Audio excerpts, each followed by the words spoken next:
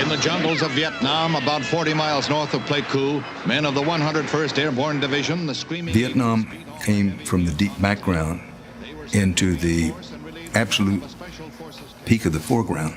During this same period, the AFL was growing, becoming more popular. When Tex Schramm talked about the war in the 60s, he wasn't referring to Vietnam. He was talking about the NFL and the AFL, and that was the war that these men were fighting. Now they were in a fight for survival, and they were going to succeed at all costs.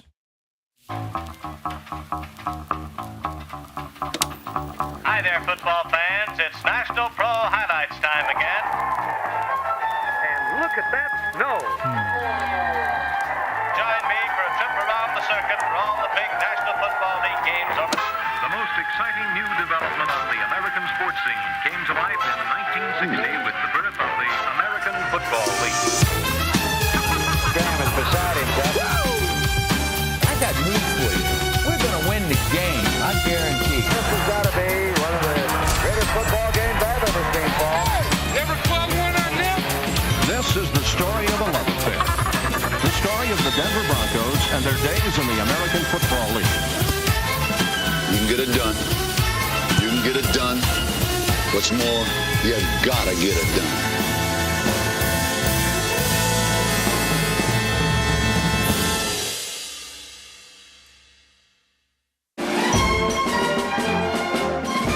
The AFL needed every weapon at its disposal to wage war against the more powerful NFL.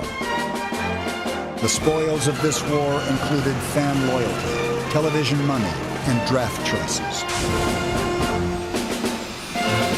The battles were fought on several fronts, including outer space.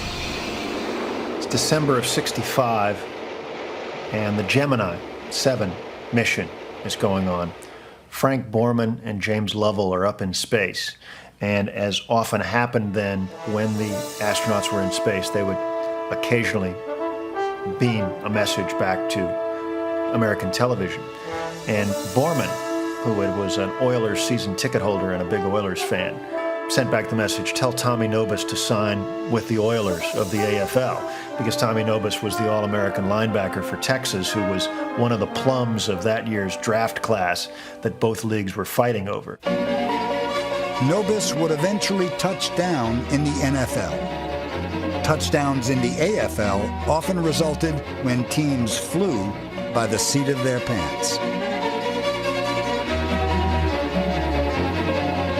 In the new age of televised sports, the league's fan-friendly, fast-paced style of play helped pro football surpass baseball as America's favorite sport in 1965. Football became the national game. Without the ladder of television to stand on, that doesn't happen. The American Football League arose right at the time television and football got married. The AFL threw the ball a lot, moved the ball around a lot. And throwing the ball and the excitement that generated made it an automatic hit on television. In 1964, the AFL signed a new TV contract with NBC. The deal, which took effect in 1965, guaranteed each of the league's 8 teams close to $1 million apiece. The NFL remained the more popular league, but in terms of TV revenue, the pact placed the rivals on near equal footing. That contract was very important because it gave us some sustainability. It frightened the hell out of the NFL. Art Modell said after that deal was signed by NBC, he knew the AFL was there to stay. And as Art Rooney, the owner of the Steelers, said, they don't have to call us Mr. anymore. David Sonny Werblin was instrumental in negotiating the NBC contract. In 1963, Werblin had purchased the bankrupt Titans from Harry Wismer. The Titans had been a laughingstock ever since the AFL began. Because they were so bad, it was like creative destruction, right, in capitalism. They had to be destroyed. And something new had to rise up in New York, the most important market. New York's AFL franchise was renamed the Jets. The eccentric Wismer was unhappy about the prospect of losing his floundering team. He became even more unhappy when he learned that Sonny Werblin was a potential buyer. At 21 Club, my dad and Harry Wismer had dinner. Commissioner Foss had expressed to Wismer that my father and a group had interest in buying the Titans. I expected a lot of people to be bidding, but yet the truth was that there was only one bidder, and that was Werblin. Harry Wismer, after a few cocktails, yelled an ethnic slur at my dad. My dad was about to go after him. That's when I said, "Stop it! We've had enough of this nonsense here." And my father said, "I will own your team in 1 year," and did. In a sense, the history of the American Football League is the tale of two owners. Harry, who allowed this franchise to disintegrate, and Sonny Werblin. Sonny was the world's greatest talent agent. Came out of Rutgers during the Depression. He became a big band booker, Benny Goodman, Glenn Miller, all these guys. After television came in, he was the agent for Gleason. Like a shooting star. Jackie Gleason, Ed Sullivan, and many of the biggest names in the entertainment business owed their television careers to Werblin.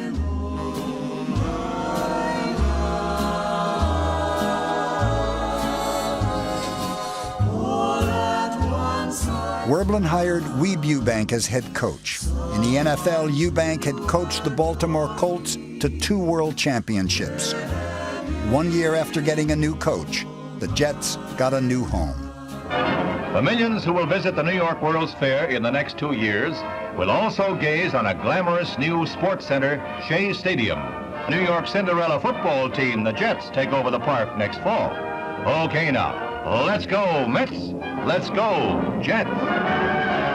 People get history wrong and say, oh, Jets, they named them because of the New York Mets. But that's quite wrong. Sonny chose the name Jets because Shea Stadium was going to be between LaGuardia and Idlewild Airport, and we were entering the space or jet age, and that's how we got the name New York Jets.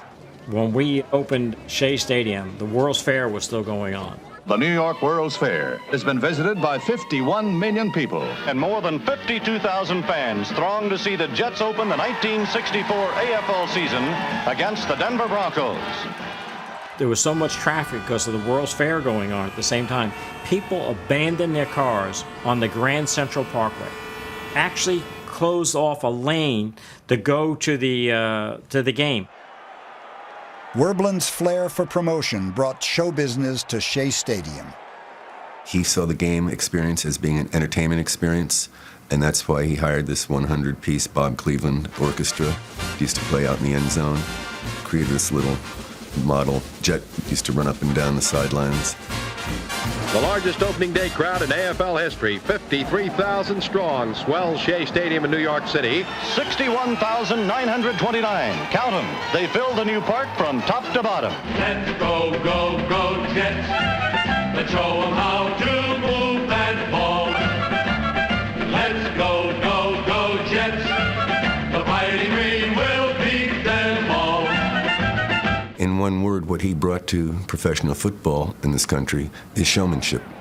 The fate of the American Football League was determined in New York City for a lot of reasons. New York is the capital of advertising, was then the television networks, publishing, the money, and it was also the home of the New York Giants. The Giants were very glamorous and exciting, and the high-style people began to follow them and try to get into Yankee Stadium. The Giants definitely at the time had an elitist attitude and I think an image. I think a lot of people sort of resented that, and the Jets took the opposite approach of being a team for the blue-collar worker, for the average Joe. The average Joe was starting to see an influx of above-average young talent on the Jets. Fullback Matt Snell was drafted in 1964 and won Rookie of the Year honors.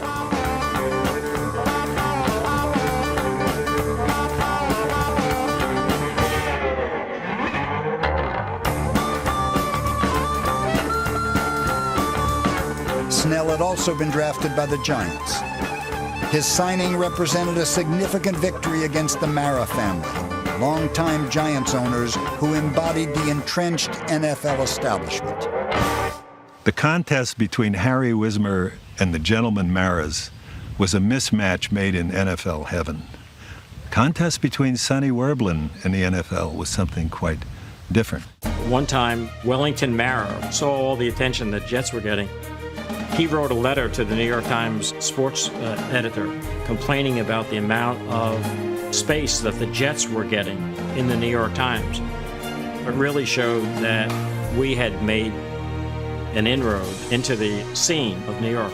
I can't imagine him anywhere else but New York. Can you?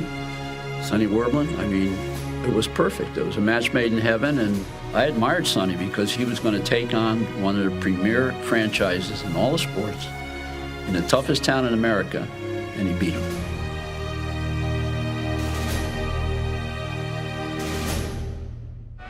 What is it that has the fans flocking to cheer their favorite teams week after week?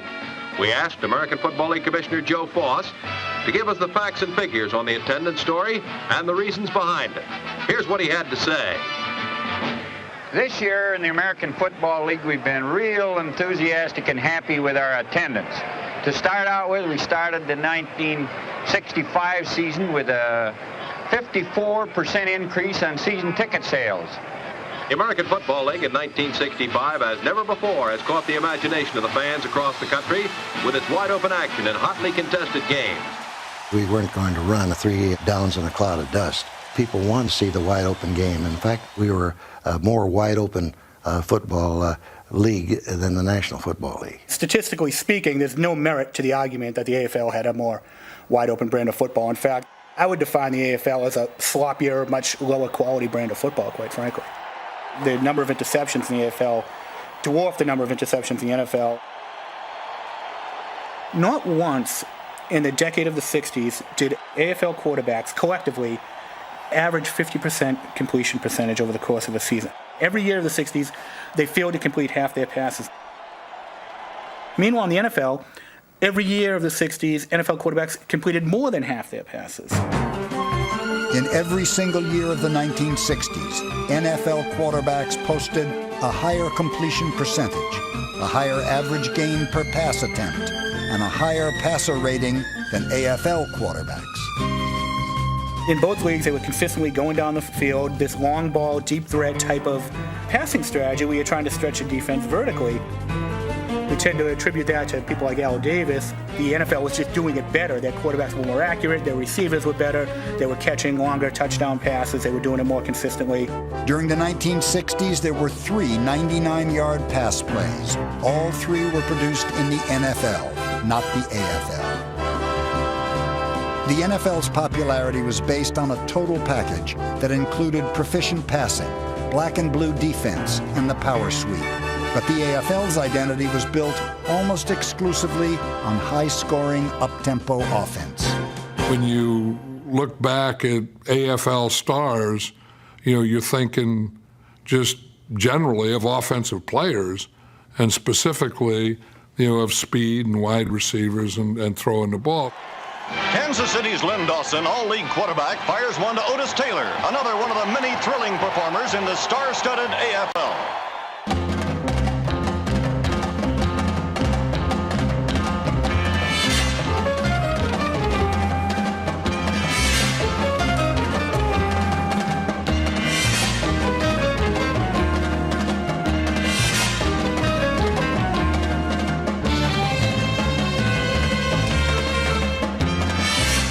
They drafted players and tried to sign players to sell tickets. And so consequently, I think that when you talk about selling tickets, you want to get offensive players. As an example, Earl Faison was a very, very good defensive player that went to San Diego. I don't know how many tickets Faison sells. I do know that Lance Allworth sells a lot of tickets. Lance Alworth personified the AFL's image as an exciting, pass-happy football league. Quarterback John Hadle and Alworth formed a potent pass-catch partnership. But in 1965, they weren't exactly household names. The New York Jets meet the Chargers at San Diego, and the home team takes charge. The Jets can't cope with the Charger combination of John Hadle and Lance Alworth.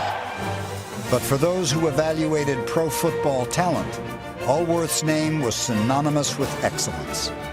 Lance Alworth was now the standard by which wide receivers in college were being compared. They would say, you'd say to them, well, how about that wide receiver you have? What are his chances of playing? He'd say, hey, he's probably as good as anybody in the NFL, but he's not an Alworth. That was the first time that the standard of talent at any position in football was an AFL player.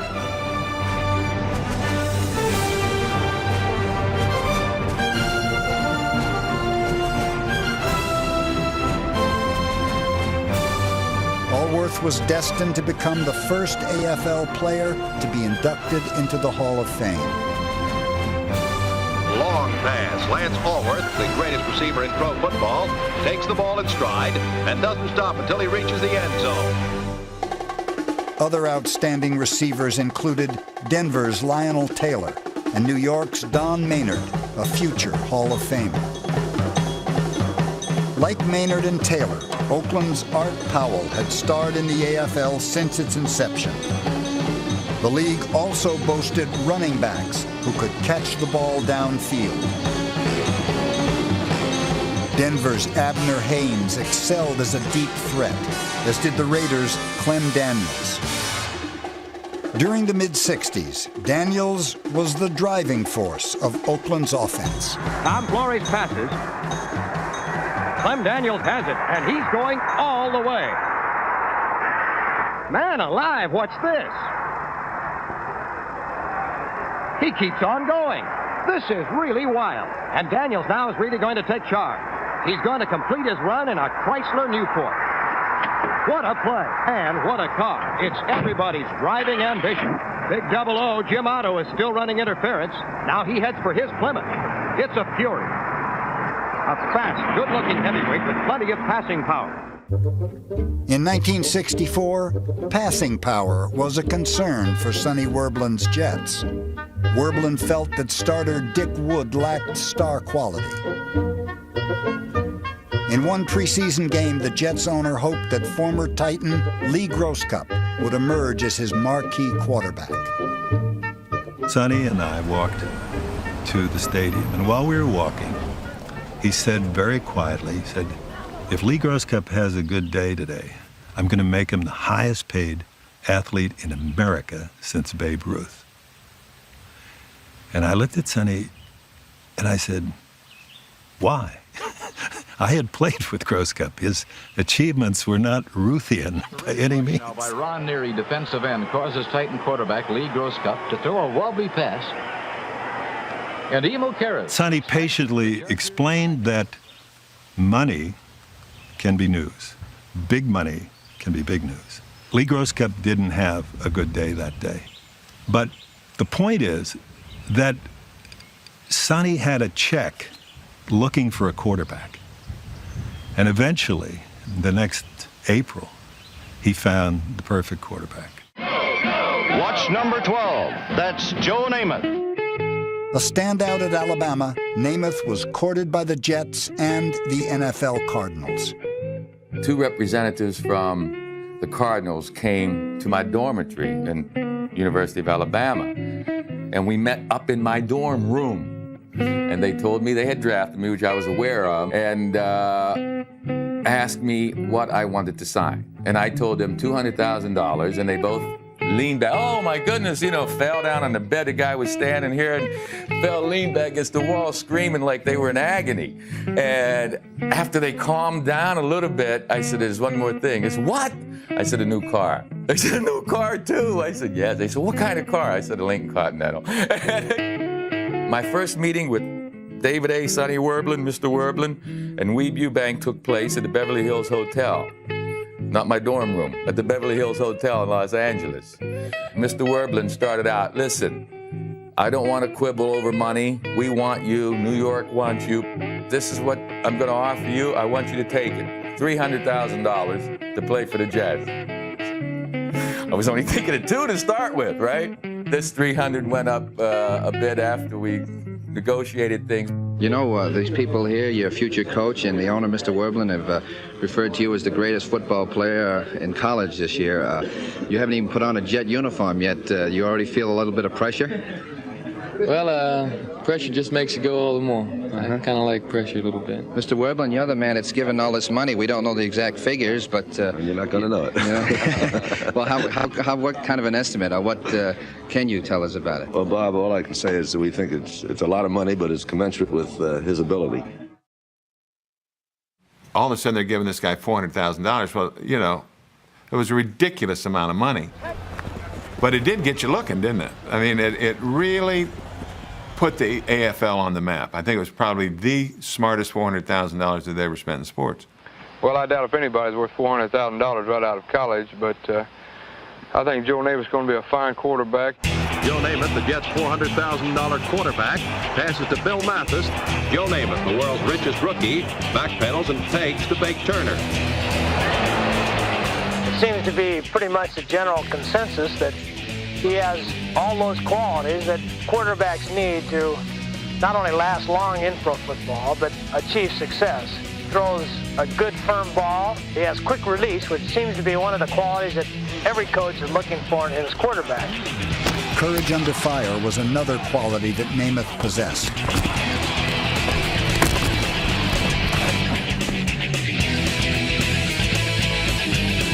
Well, any defensive lineman on any team likes to hit a quarterback because the quarterback gets hit less than anybody else. And so when they do hit him, it gives them an extra bit of pleasure, you know. We played the Boston Patriots, and I picked up the safety blitz right on my butt. I couldn't even sit down. It hurt so bad. I got home, and I took the worst tasting stuff I could find, Scotch. And I drank it for 5 years. Although hampered by gimpy knees, Namath had guts to go along with his gunslinger reputation. It was Namath's heart, as well as his arm, that made him a commanding box office draw. Namath's name is magic, especially in New York, where record numbers are turning out hoping to see the former Alabama star. Seldom does an athlete come along who electrifies a crowd like Namath. Off the field, Broadway Joe's brash charm and charisma won the heart of New York City. Werblin's skill for star-making helped Namath, the natural quarterback, become Namath, the national celebrity. Sonny Werblin is the man who made Joe Namath Broadway Joe. It just fit, and he loved it. He was comfortable. He was a bachelor. He had that smile. You know, I mean, every girl in America loved him, you know, and he just run along for the ride. There was a look about him that women absolutely loved, and he had a great smile and great eyes. He also not only reached the men who thought of him as macho, but women.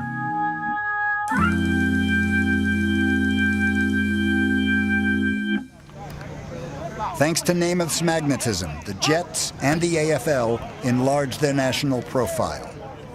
Preseason games were then called exhibition games, and the Jets played all 6 of theirs on the road. They visited cities like Scottsdale, Arizona, and Richmond, Virginia.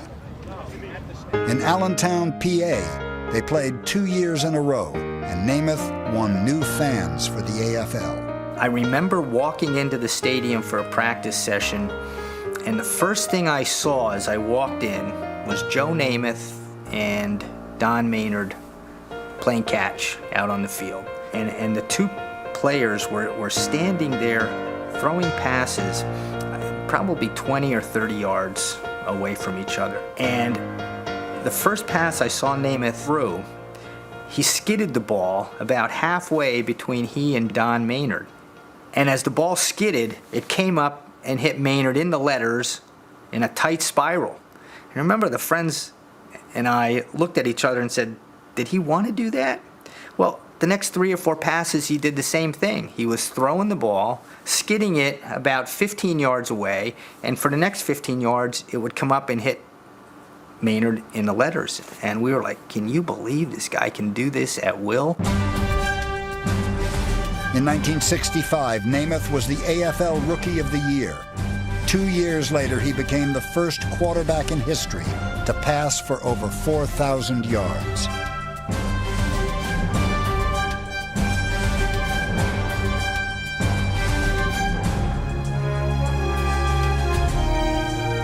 Broadway Joe Namath and Sonny Werblin, the leading man and the impresario. Together, they helped change the fortunes of the American Football League. The NFL was trying to kill us. I mean, they were trying to put the AFL out of business. And Mr. Werblin, he made Broadway Joe the thing to get people to come to stadium to see Joe. Mr. Werblin, being in show business, believed in the star system. He believed in filling the stands, putting people on the field that the fans could relate to or they wanted to come see special, the star system. Mr. Werblin allowed his team, especially me, to be myself, and it was in the Fishbowl in New York. You know, it was wonderful.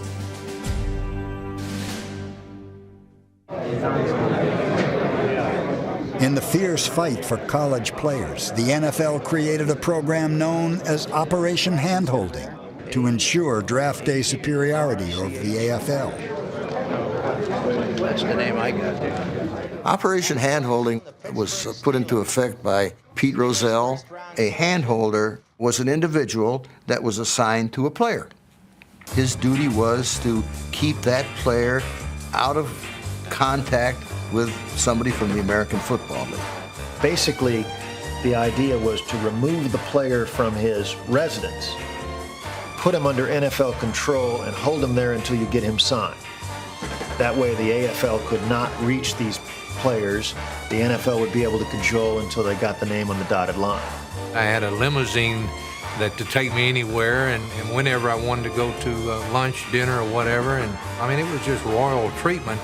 And I just thought they were being nice, but I figured it out as time went on that, you know, I wasn't getting any calls from anybody from the AFL. They weren't allowing any calls to come through, I guess, but I found out that the other league was trying to get in touch with me, and NFL did a pretty good job of keeping me away from the other league. Atlanta selects Tommy Nobis. Rozelle was the puppet master with all of that, and we didn't have that kind of central control. So in Oakland, we just went out and did what we had to do.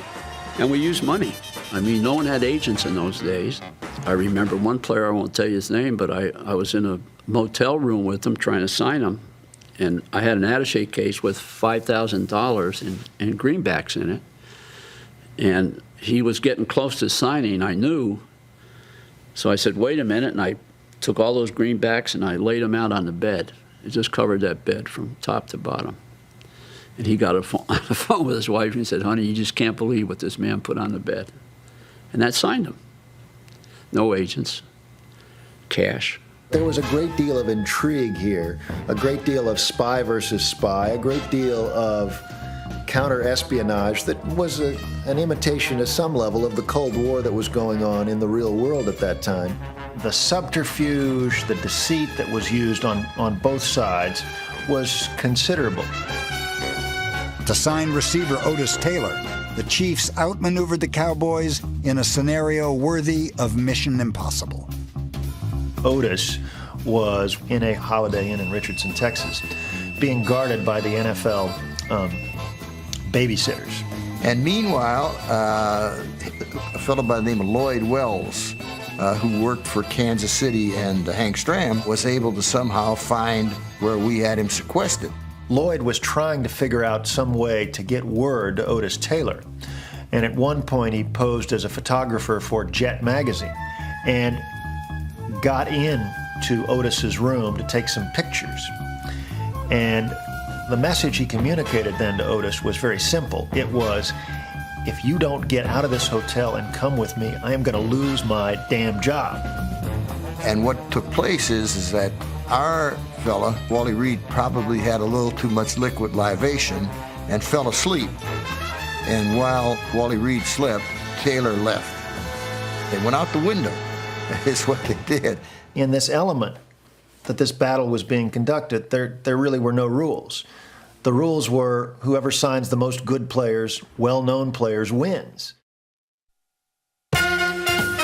12th round of the '64 draft, the Bills selected an immigrant refugee of the 1956 Hungarian Revolution who would revolutionize pro football. Pete Gogolak was different because a soccer-style kicker had never kicked before in pro football. His foot-hand coordination was unbelievable, but how explosive that ball was when it kicked off. I mean, he could kick it over the line, never worry about it getting blocked. Gogolak was really a novelty, the soccer-style kicker. Blanda threw passes, Gino Cappelletti, guys like that really had two jobs, not just one. He was, I think, right at the forefront of the term specialist. He was on that team for one reason, and that was to kick the ball. When he came along as a kicking specialist and could kick soccer style, the percentages went from 60 to 80 or in that neighborhood. Kicking became much more of an offensive weapon than it had ever been before.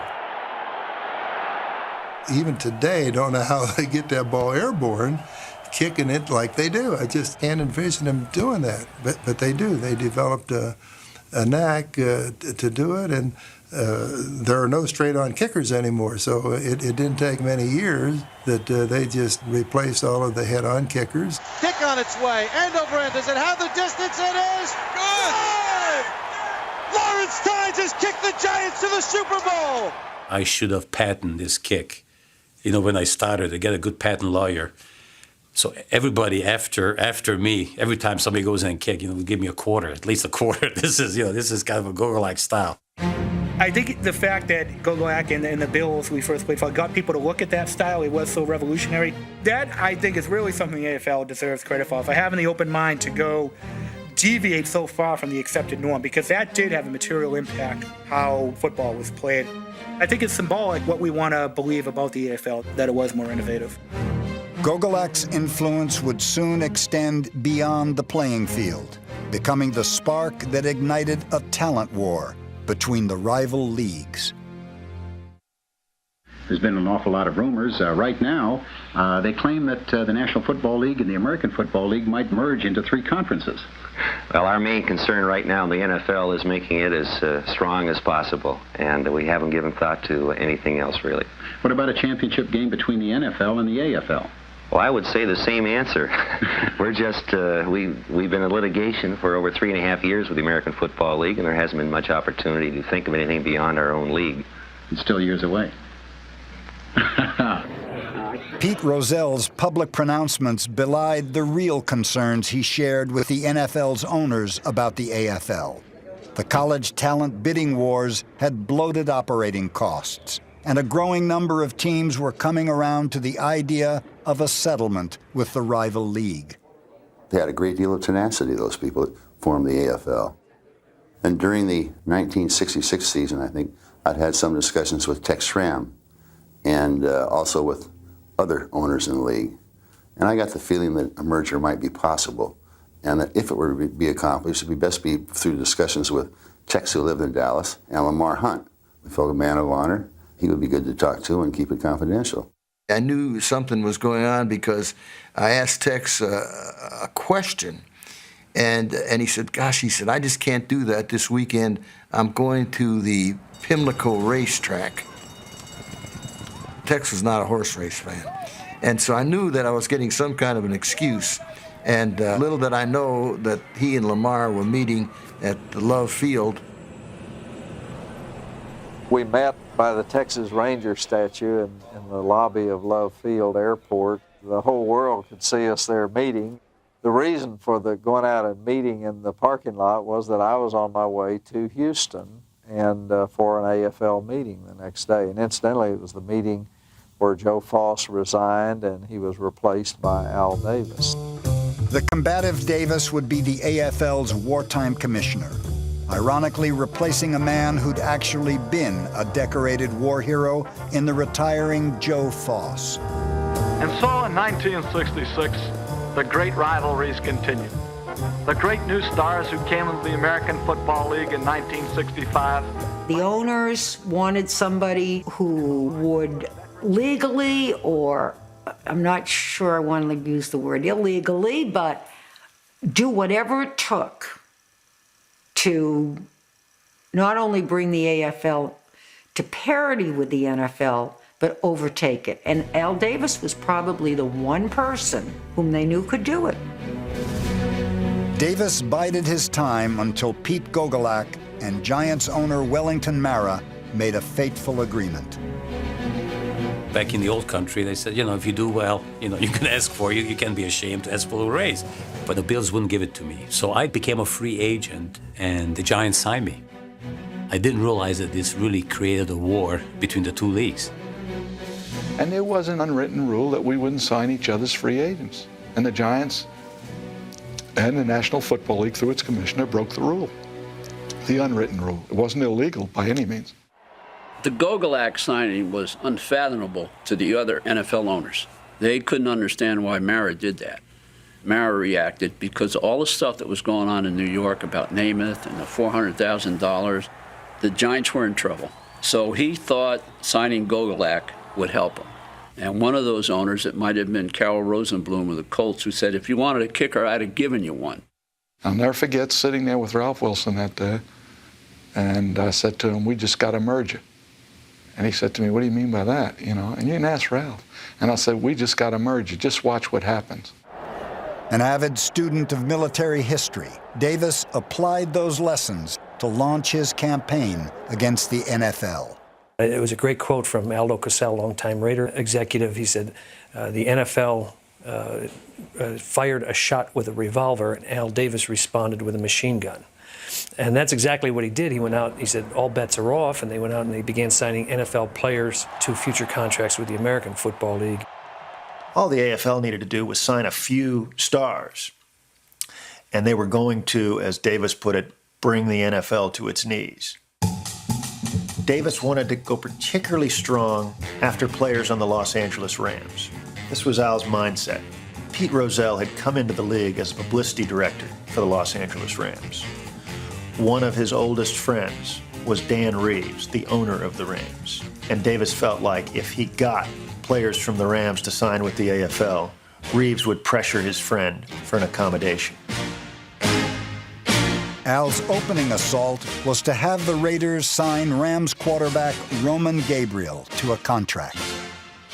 They knew that we could destroy their league. We could hold the Rams hostage because most of their players wanted to leave. And it was a preliminary strike to let them know what's going to happen if they continue this. Al's exit strategy was not a merger. Al's exit strategy was take them on, become their equals, then become better than them.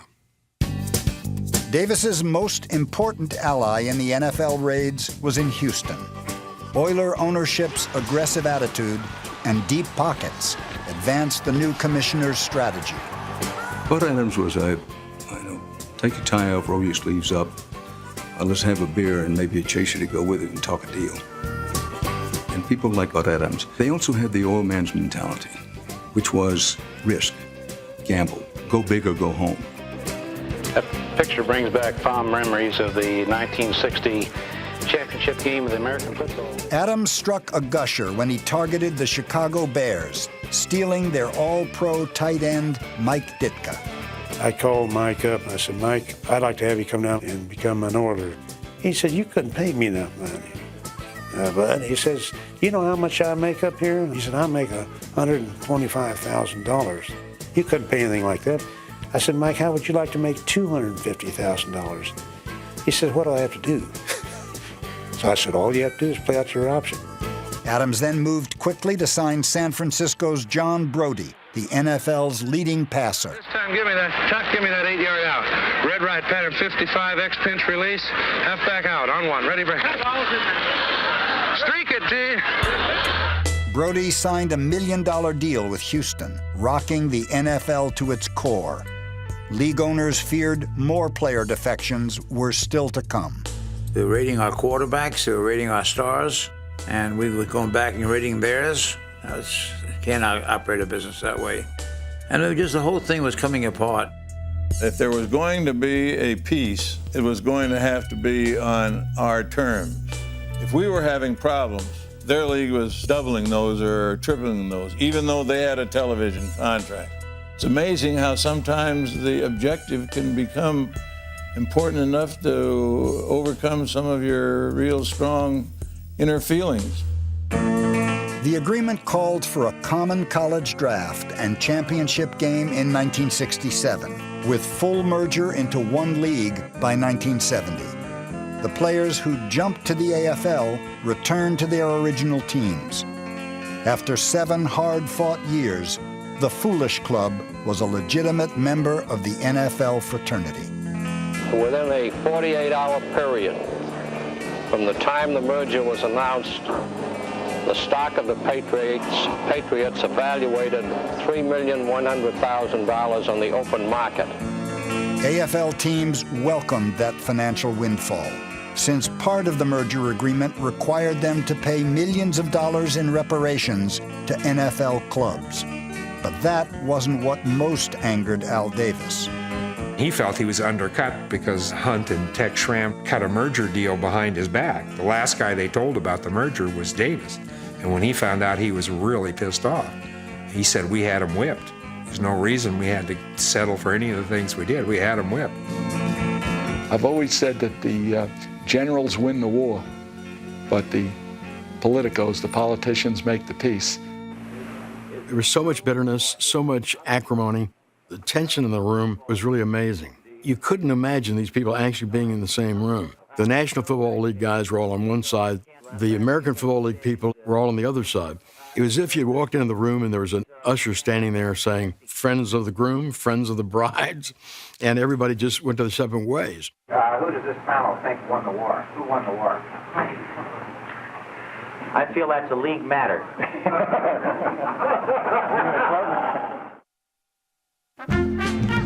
The big news after the merger was the launching of expansion teams into southern cities. The AFL's new entry was in Miami, the home base of a young radio talk show host named Larry King. I worked at WIOD in Miami. I did a nightly radio show from Surfside 6, the houseboat that was a very famous television show. And they let us use that boat for our radio show. So we were docked opposite the Fontainebleau on the Inland Waterway. Many great guests who would come, stay at the Fontainebleau and come across the street. And along come Danny Thomas and this group, and they bring the Miami Dolphins. The Miami Dolphins come to town. Amid all the bright lights and pretty girls that are synonymous with Miami, Florida, the American Football League kicks off the 1966 season, spotlighting its newest team, the Miami Dolphins. Danny had maybe 1% of the team. Joe Robbie put the whole package together. I've been enormously impressed the entire time I've been in Miami with the enthusiasm of the football fan. Joe was a genius of sorts. He had no money of his own. He once ran for governor of South Dakota, almost won. Very big in Democratic Party politics. Operating on a tight budget and with almost no lead time to assemble the team, the Dolphins scrambled to publicize their new players while making the best of bad training camp facilities. St. Petersburg was not the place for a pro football team to train. They had no idea what was going on. We did not have a locker room. I don't know, we changed and did everything in our rooms. So after a couple of weeks in your room, it got a little bit gamey. We practiced on a field that was at one of the local junior highs or high school there, which was, it had seashells on the field, and it wasn't even a football field. They just marked it off as like a part of a beach area almost. The playing surface at the Orange Bowl was a much faster track, as the Dolphins and their celebrity co-owner discovered the night of the first game in franchise history. Enjoying every moment of opening night is comedian Danny Thomas, co-owner along with Joseph Robbie. Looks like Danny knows his football. The Dolphins' debut must go down in football history as the most thrilling first play ever made by any new team anywhere. Joe Auer from nearby Coral Gables High School and a Georgia Tech alumnus takes the opening kickoff and races 95 yards for a touchdown. Joe Auer took the opening kickoff, and Danny Thomas ran down the sidelines with him. As he ran, Danny ran. Many years later, Johnny Carson asked him for his most memorable moment, and he said, well, the most memorable moment in his career was when Joe Auer ran the opening kickoff of the Miami Dolphin franchise back for a touchdown. And God, I sat up in bed and went, did I just hear my name on the Johnny Carson show?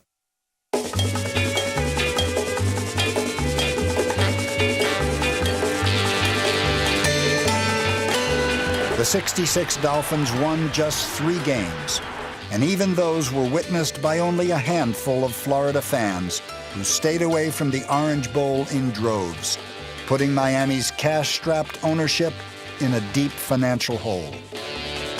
If certain players tell us in town here, and we hear from other people who have done business all year with the Dolphins, that they've been waiting on the money that's owed them to this day. Now, is that a rumor? There's never been a player that hasn't been paid on time since this team went in business. I was sent to pick up the projector at the repair place, and I had to pay for it with my own money because they wouldn't let me. The Dolphins didn't have good enough credit. They wouldn't bill the Dolphins, and I had to pay for it with my own money. And one time, the dry cleaners that cleaned our uniform held our uniforms up. Laundry was the least of Coach George Wilson's worries. When 3 of his quarterbacks were injured, he was forced to use the team punter, who also happened to be his son. George Wilson Jr. was a nice guy.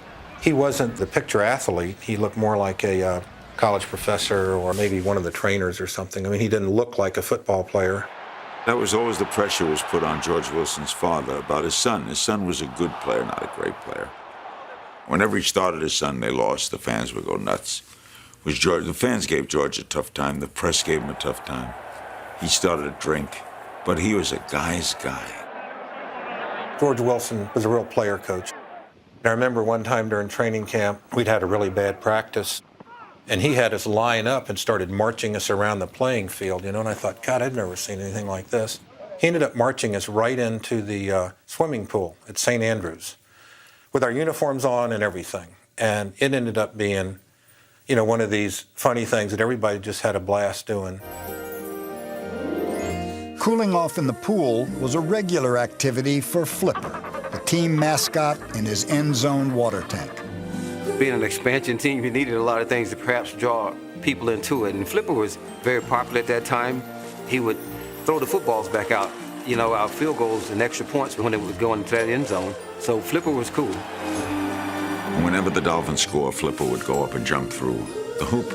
They decided they didn't score enough, so he would jump up on first downs. If we made a first down, Flip would jump.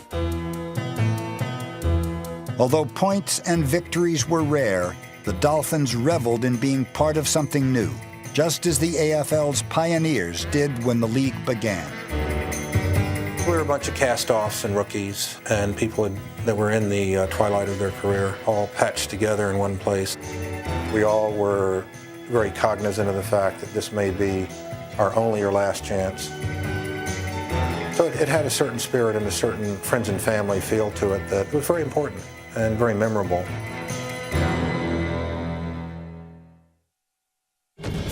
Thanks to the merger deal, the AFL's head coaches could now compete for a seat at the newly created banquet table, the first ever opportunity to face the NFL's best in a world championship game. Yes, I'm hungry for those good things, baby. I'm hungry true and true. Well, I'm hungry for that sweet life, baby. A real fine girl like you. By season's end, it was the Kansas City Chiefs sporting the biggest appetite, gobbling up their opponents on their way to the AFL title. 'Cause I'm hungry for those good things, baby. Hungry true and true. I'm hungry for that sweet life, baby, with a real fine girl like you. I'm gonna have a good life. This game was being put together called a Super Bowl. And I thought the Super Bowl was going to be fantastic, except the name was corny. It proved to be the opposite. I think where it really came from probably is that my wife had given our 3 children at that time, each of them a super ball. It was a child's toy. You could literally bounce on concrete and it would bounce over a house. And the Super Bowl Under the Table return. Super Bowl made only by Wham-O. No one ever said, let's have a bunch of market research to try to figure out a name. It was purely accidental. The press seized on it. It was great for us to be the first team to be in the first Super Bowl game because Lamar Hunt founded the American Football League. You realize that every player, every person, secretary, everybody in the American Football League felt that you were representing the whole league in this game. It wasn't just Kansas City. It was the whole league. The standard bearers of the status quo would be the Green Bay Packers, led by their iconic coach. Let's move a little bit now. Let's go. Let's get ourselves ready here. Wellington Mara sat down and he wrote a letter to Vince Lombardi. In this letter, he said, "You are our leader and you are our standard bearer, and I can't think of anybody else as well equipped to carry our flag into battle."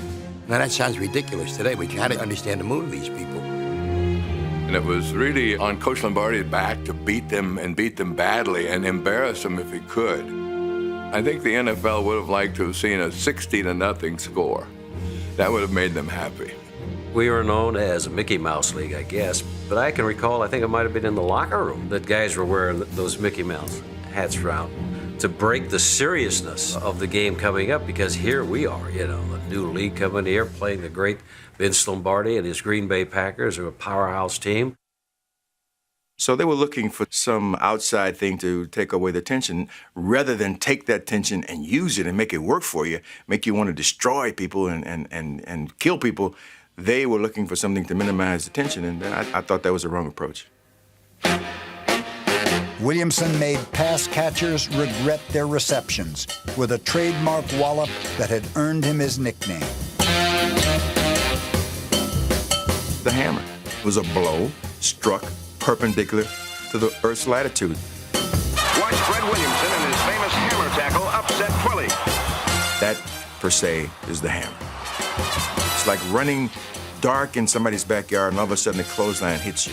The clothesline grabs you around the neck, the head stops, but the body keeps moving. It catches you right around the throat of the head, and I tell you, it really shakes you up. What I was trying to do was let the players know the attitude that got them here is the same attitude that's going to help win this game. He starts spouting off what he was going to do to the receivers of the Green Bay Packers. And I can recall the other defensive guys said, "Freddie, geez, be quiet, man. You're killing us." Because, you know, you got their attention now. Now it's really going to be tough to play against them. He was ahead of his time. He's like a Muhammad Ali, that he was not afraid to voice his opinion. Back in the 60s, most of the time the players didn't do that. The inflammatory language continued at a pregame party that was supposed to be a friendly gathering between the two leagues. The evening wore on and the champagne flowed. One of the wives of one of the owners of the AFL made her way to the microphone and made a little short speech. And it started off innocently enough, but then at the very end she said, and there's just one thing I want to say in closing, and that is, "Go Chiefs, go!" Bad taste. She didn't mean any harm, but it came off pretty bad. In fact, the NFL owners walked out. And you knew what was going through their minds was, oh my God, what if we lose that game Sunday? Is this what we're going to have to put up with the rest of our lives? This match between the champs of the two leagues came about much sooner than anyone expected. But it's here, and it's here to stay, and it's always the first one that seems to be the most fun and the most remembered. Hank Stram's Chiefs were 2-touchdown underdogs, but didn't play like one in a closely contested first half. Dawson calling signals on first down. Keeps to the ball. Rolls out to the right. He's got a man clear. Touchdown! Curtis McClellan. We looked down our nose at the AFL. We probably didn't respect them enough. And I'll guarantee you at halftime, at 14-10, there was a newfound respect for the Kansas City Chiefs, and I think that's when guys sort of got to play in the second half. They played much better. Dawson being rushed and thrown. And down the sidelines comes Willie Wood. Only one man can get him at the 10 and drags him down at the 4-yard line. A big break. And that changed the whole mood of the game. The attitude of the players just went like that because they figured they were going to score, and there's no way we could win. 3 unanswered Green Bay touchdowns put the game out of reach as the old guard NFL got the blowout win it had hoped for. With just minutes remaining, the Packers added one final indignity when Fred the Hammer Williamson was knocked unconscious after making a tackle. What I can really remember is all the guys on the Green Bay Packers side hooting and hollering at the Hammer, saying, "Get up, Hammer, do something, Hammer." And I mean, they got on his case bad. And I'm thinking, oh, how embarrassing. The Hammer! You know who got hurt? The Hammer. The Hammer! That's big nail, the Hammer. Hey, slap, the Hammer got it! He would tell you he wasn't knocked out. He was just waiting to hear the reaction of the fans when they heard his number, that he was down. It seemed to be a fitting end to the story of the Hammer. All the conversation, with all the loudmouth, all the promotion, and to have this guy leave the field on a stretcher was poetic justice. Perfect. I thought Green Bay was a superior team. They had regularly beaten every team in the National Football League, and it was apparent after the game that we weren't up to their caliber at that point. Lombardi said in the locker room, prodded, I admit, by the reporters, but he said in the locker room what all of us in the NFL wanted to hear. I think the Kansas City team is a real top football team, and it doesn't compare with the National Football League teams. That's what you want me to say, I said it. And the only thing that I would have asked Lombardi to say is that the Chiefs aren't as good as any of the teams in the NFL, but he wouldn't go that far. When Lombardi gave us no respect at all, that ticked me off, ticked all of us off. The second half, we just fell apart, but we know how well they can play. I mean, we knew that we just blew the champs, so we'll be back. I mean, we're pretty confident. I did feel that some of us didn't play as well as we could, for whatever reasons, and I was not happy with that. Older players for Kansas City, because they were more of the history of the league, and when they lost that, it hurt them for other reasons than it hurt me. That it was more personal, and the world was probably ending for him. Next week on Full Color Football. You guys been talking for 2 weeks now. I said, I'm tired of hearing it. I said, I got news for you.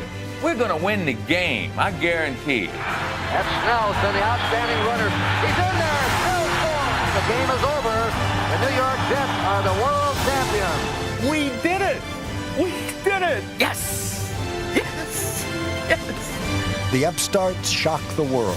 Next week on Full Color Football, the history of the American Football League.